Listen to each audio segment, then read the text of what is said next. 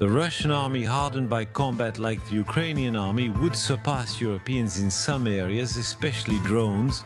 And are you going to tell us about it? Xavier Teitelman, first, this image, it's an image taken thanks to the fog.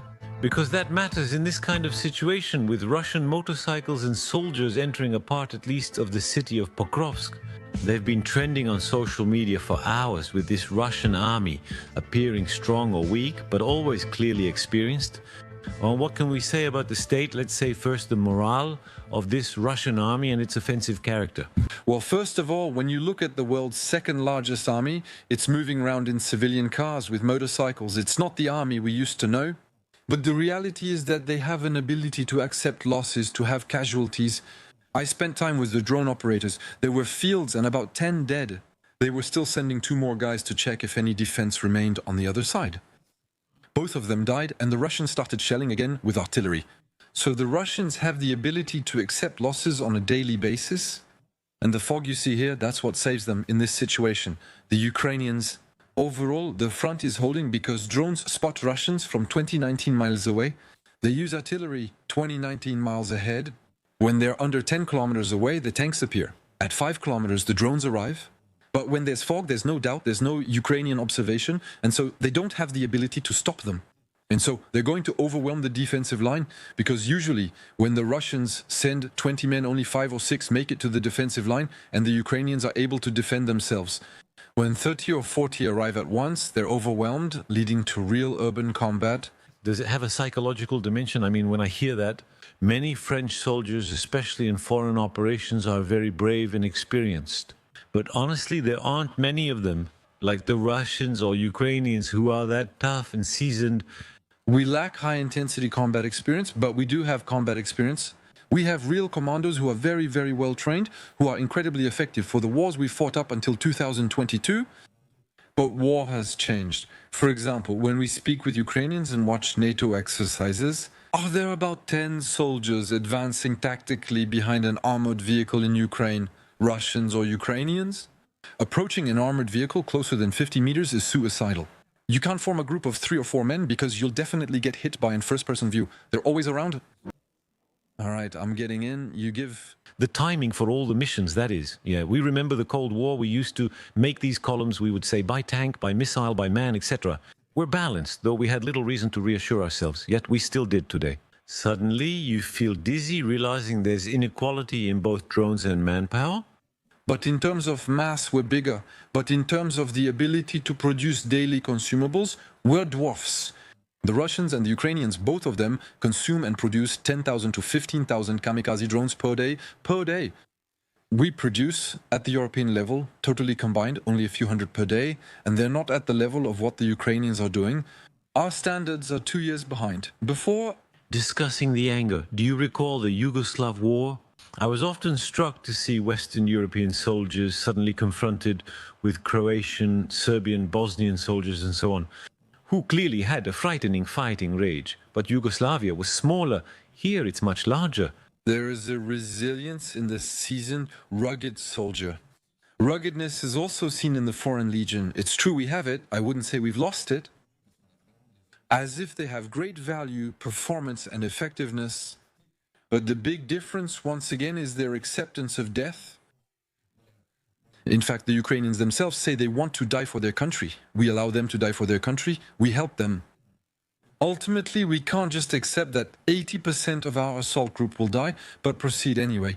The uncertainty of war, if we list all the factors, it's all a bit of discomfort for Western Europe. There's that, as you say, there are civilian cars, there's a mix of motorcycles and bikers. Meanwhile, this same army still operates nuclear missile submarines.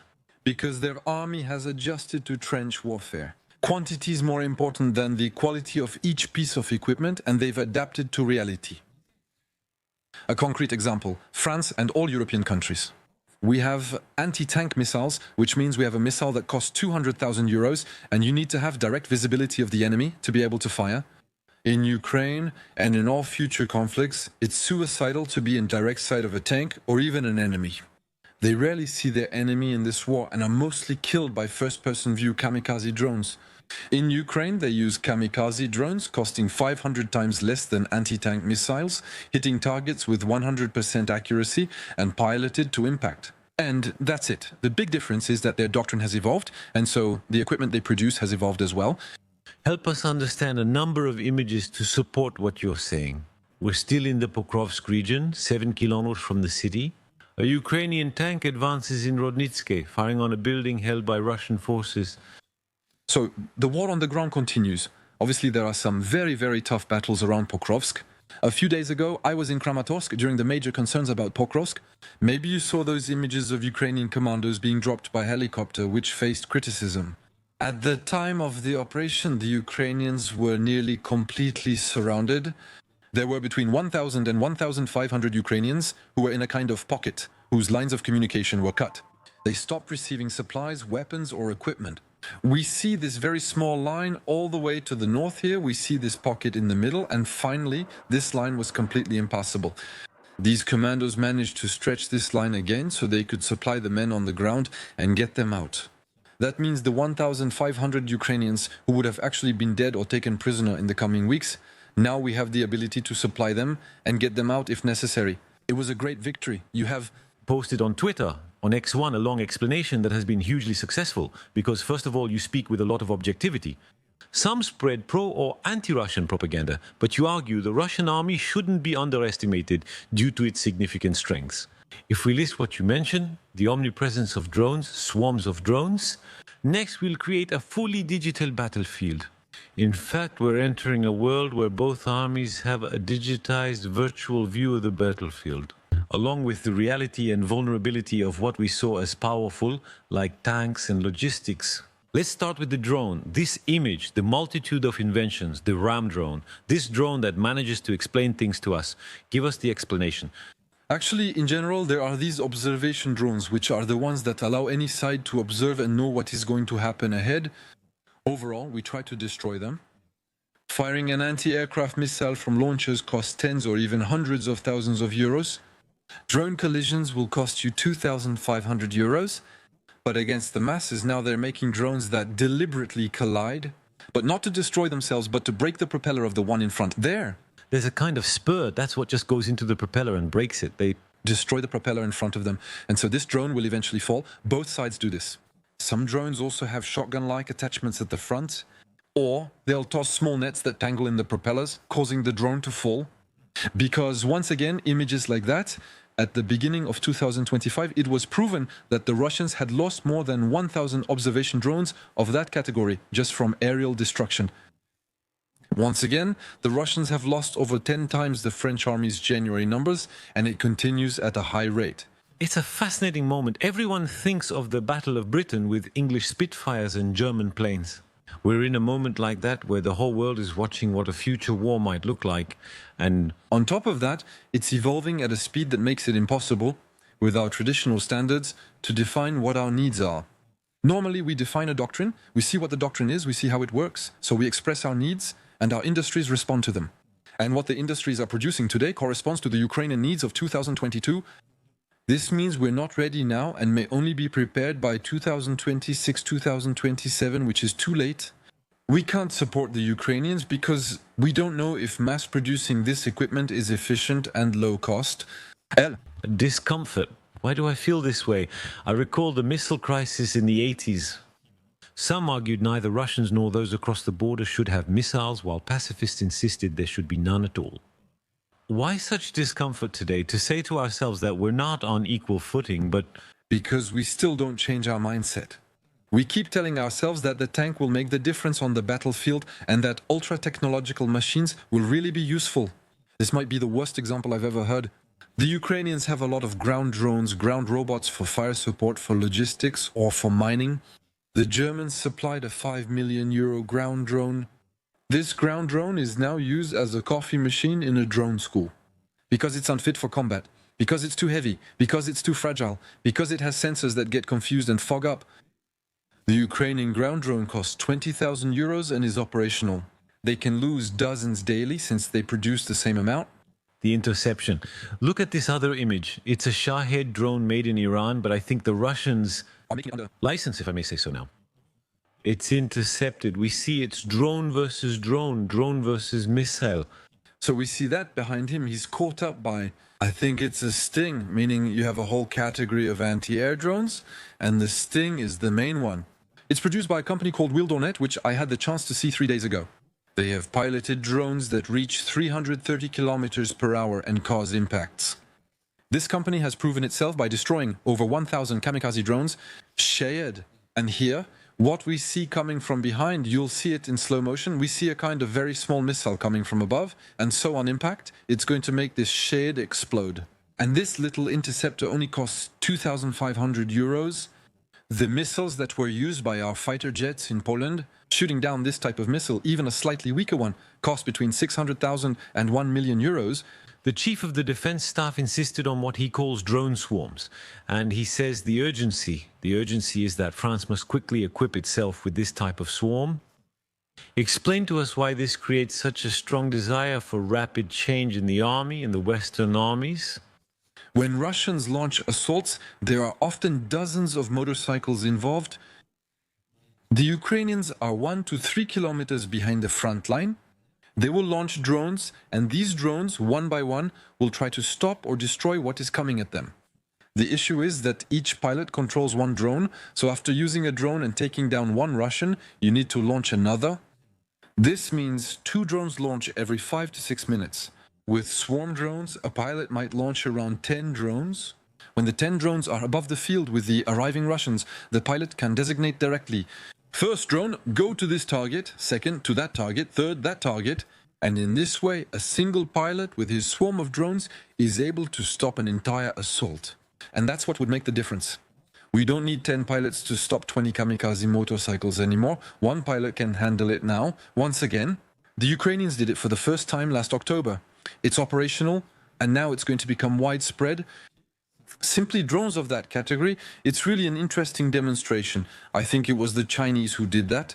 It works well in a more open-air environment, because for now, among the trees, it's something that's really very complicated to achieve.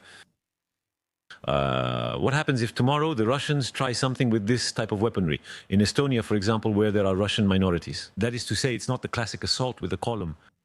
It's an operation to come to the aid of a certain minority, and then against the Estonian army, for example, this type of operation.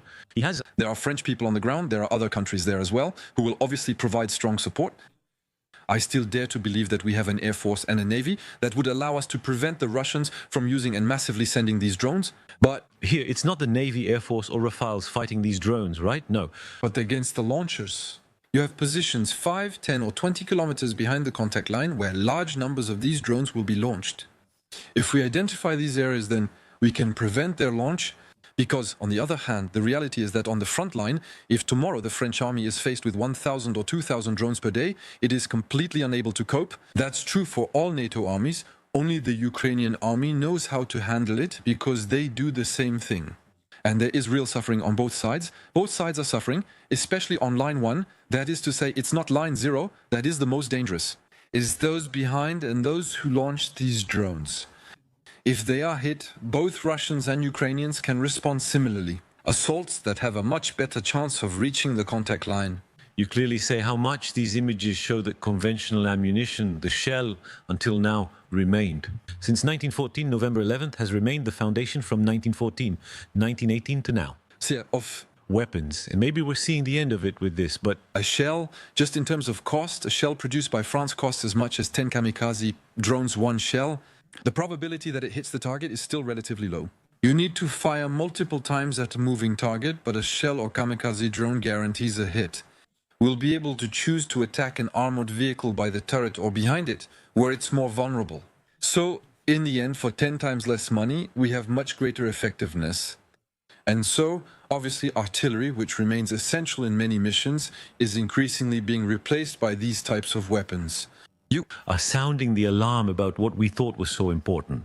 Western armies, especially the Americans, have an advantage in logistics and tanks due to heavy investment. First, the tanks. Look at this image. It's in the Kupiansk region. Unless I'm mistaken, this drone C, it's a Russian destroying Ukrainian tanks. So this is not a tank, it's a troop transport. But the principle is the same. We'll stay hidden as long as we can since moving is now dangerous. Tanks. In general, the goal is to be on the move, not to be static. It's true, positional warfare is very difficult for them, as it is for artillery in general.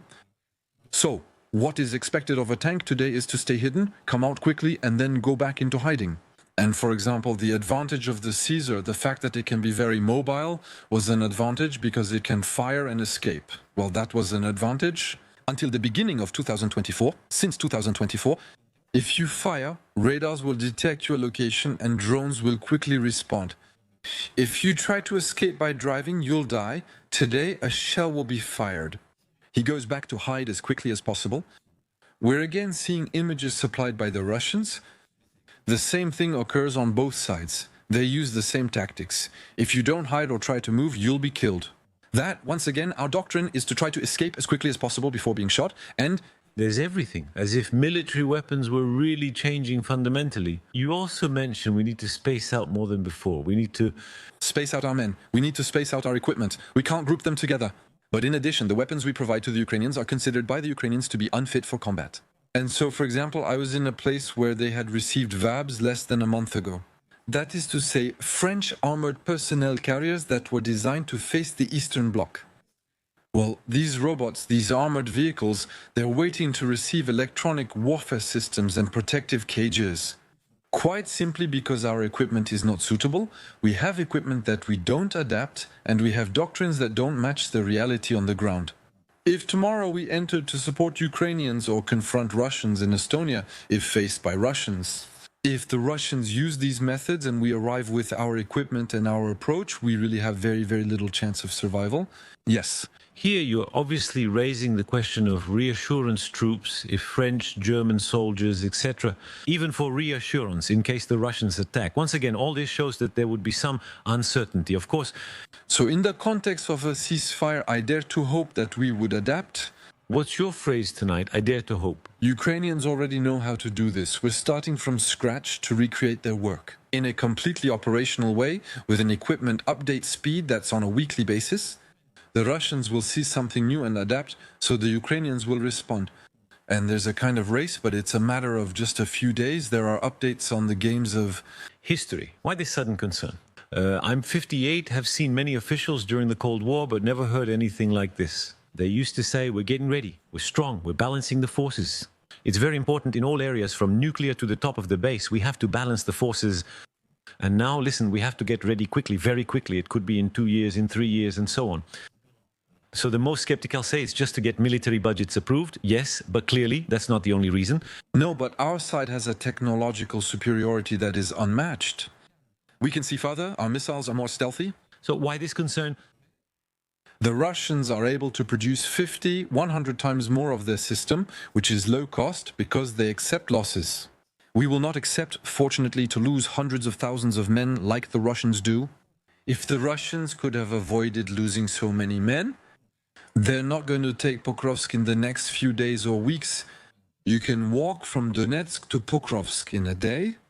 They've lost more tanks, more armored vehicles in the Pokrovsk area than the Germans lost at the Battle of Stalingrad. 500 proven Russian armored vehicles lost in the Pokrovsk area, that's more than the Germans at Stalingrad. We don't realize how capable they are of generating mass and accepting losses. And that's something we have, fortunately, this desire to save lives. Having technologies that are very, very advanced, we produce very, very little. And it's not suited to what the Russians are doing today. We enter into another world and you describe it in an extremely striking way. You describe a universe where the battlefield is entirely digitized. I remember Napoleon who said, the main quality is the quick glance, the general who arrives and manages to see, but with the naked eye. Where the hills are, where you can attack or retreat, and you say that's all over. In reality, there on the computer, the entire terrain is somehow digitized. Here's the combined data from all the sensors. I visited headquarters several times, which is what you see here. And in reality, they have the ability to use acoustic sensors. Acoustics are undetectable by enemies, but let you detect incoming drones. They have radar sensors to see, once again, including tanks, even enemy gatherings, people moving around on motorcycles. They use balloons equipped with electronic warfare systems and sensors underneath. If the Russians emit with their radars, they'll be able to triangulate and find out where the transmitter was, and they'll send a drone to destroy it. And so they managed to accumulate all the sensors like that and synthesize them in the same software. They have complete battlefield visibility made possible by Elon Musk and Starlink. Up to the contact line, there's no electricity and nothing left in the towns 25 kilometers back. They have internet, which lets them know when Russians are coming, where from, and what weapons are arriving. And this direct connection with video feedback from the drones all the way to headquarters also allows for remote control. The ground robots for medical evacuation or for shooting, are operated via Starlink. That means theoretically an operator in Kiev could control a ground drone and support an assault happening in the Pokrovsk area, hundreds of kilometers away.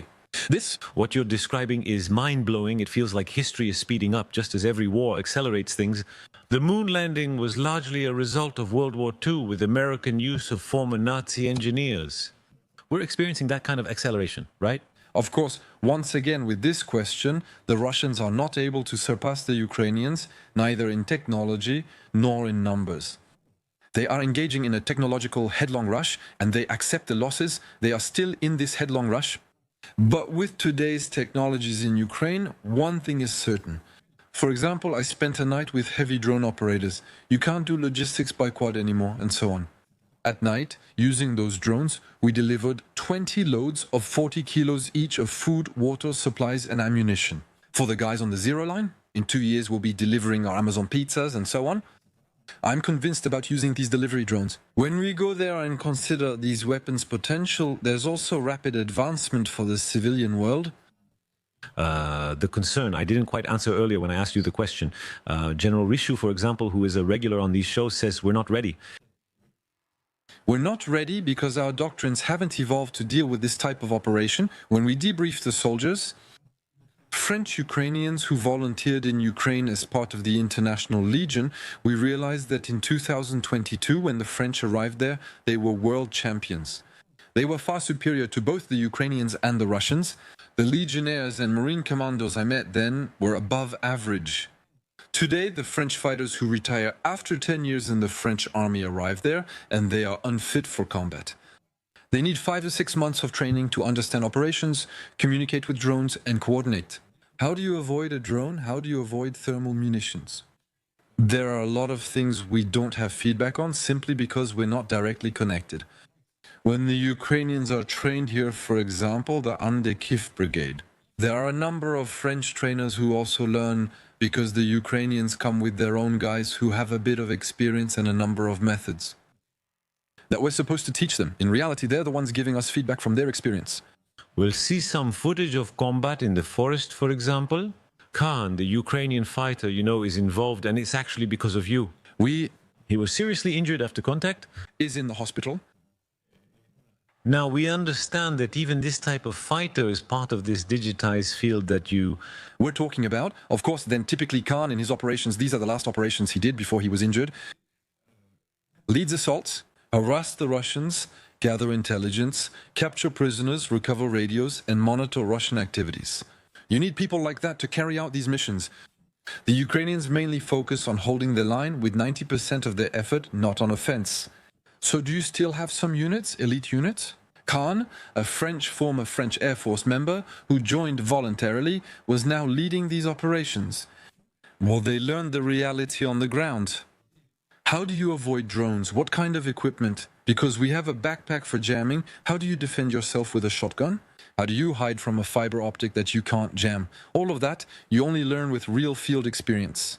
Does it have a national dimension? I recall interviewing Zelensky at the presidential palace on Bankova Street in Kiev. You meet people similar to those found among Russians.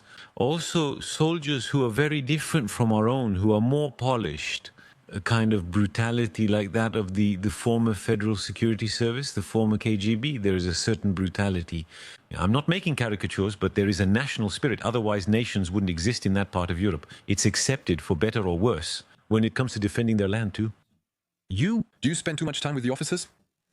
In the French army, we have some really tough, really strong guys. I honestly think I'm just joking when I say that. We also have people with the same physical strength, endurance, ability, and toughness as the Ukrainians and Russians. The mental ability to endure long-term, Maybe it's because we don't know our worth since we haven't had the chance to prove it. But when you see what our soldiers endure during training in the Foreign Legion, when they do the engineering regiments, etc., seeing what we do in Africa, I know we can endure and have the strength. I just want us to adapt our methods, our doctrines, and our equipment to what is necessary for this war. One. Another image is the image of you looking tired. You have a reason to be tired. You spent time over there, but you told me that it was the most exhausting trip you've had there. Why? Why? I think it's related to the realization that there's a kind of race against time starting. It's actually the first time that I was more afraid in the rear than on the front lines. When we're 3 to 5 kilometers from the Russians and in our protective shelters, in our kind of little bunkers, we have our nets, we know we'll stop any possible drones that might come down on us. There's tension when we go there, but here there's no rest. When I go back to the rear, when I'm in Kramatorsk, when we're being chased in the city by Russian kamikaze drones, there was a drone that exploded 80 meters from me. When you hear the glide bombs and you don't know where they're going to fall, and I'm talking about in the city, not on the front line, cities and civilians are targeted, which is very hard to bear. Look at these images of this arms race, and you explain it very well between the French army, NATO in general, and Russia. Is that right?